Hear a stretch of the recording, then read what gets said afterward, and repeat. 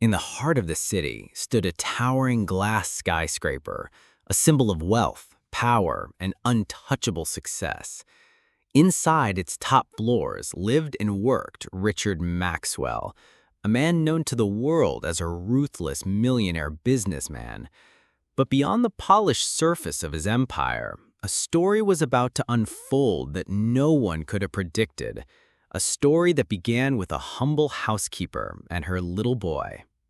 Her name was Angela Carter, a black woman in her late 30s, strong yet weary, carrying the silent scars of struggle and sacrifice.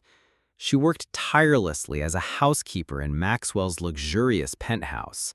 Every day she cleaned floors that sparkled brighter than anything she owned and dusted shelves that held treasures worth more than her entire life's savings.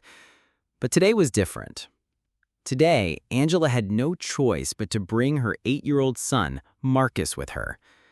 Angela held Marcus's hand tightly as they stepped into the grand lobby. The boy's eyes widened in awe, gazing at the chandeliers, marble floors, and golden elevators. "Mom," whispered Marcus, "this place looks like a palace." Angela forced a smile.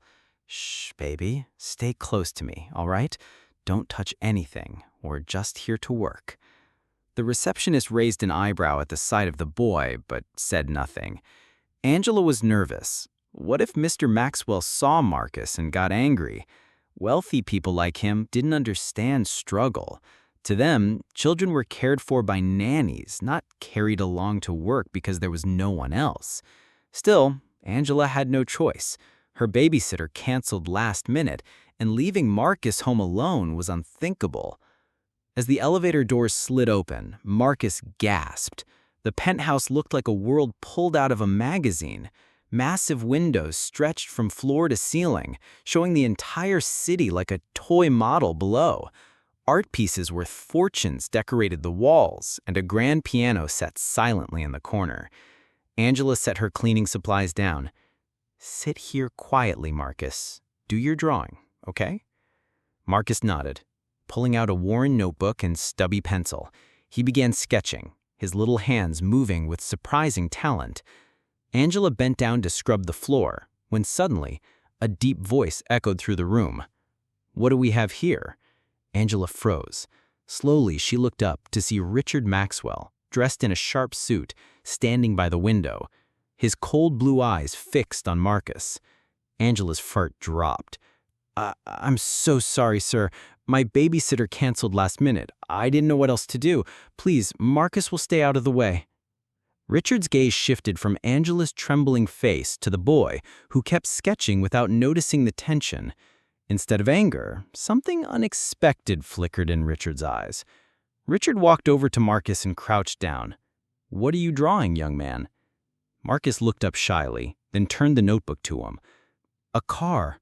Well, not just any car. The fastest car in the world. I want to build one someday." Richard studied the drawing carefully. It was surprisingly detailed for a child his age. Gears, wheels, even engine parts sketched out. Angela panicked. "Marcus, don't bother Mr. Maxwell." But Richard interrupted. "He's not bothering me." He looked at Marcus. "You like cars?" "Yes, sir. My dream is to be an engineer. I want to design cars that can fly." For the first time in a long while, a small smile tugged at Richard's lips. What Angela didn't know was that Richard himself once had dreams just as wild. Before he became a millionaire, before his name was etched in magazines, he had been a boy not much older than Marcus, sketching ideas in a small notebook, dreaming of inventions the world laughed at. But unlike Marcus, Richard had resources. He had parents who believed in him, mentors who opened doors. Looking at Marcus was like staring into his own past. Only this time, the boy's future seemed threatened by poverty and circumstance. Richard stood up and called Angela over. She braced herself for the worst. Instead, he said calmly, "From now on, whenever you can't find someone to watch your son, bring him here." Angela's eyes widened. "Sir?" "I want Marcus to have a space where he can learn.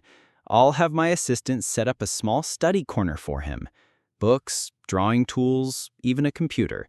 He'll stay here when you work." Angela was speechless. Her lips trembled.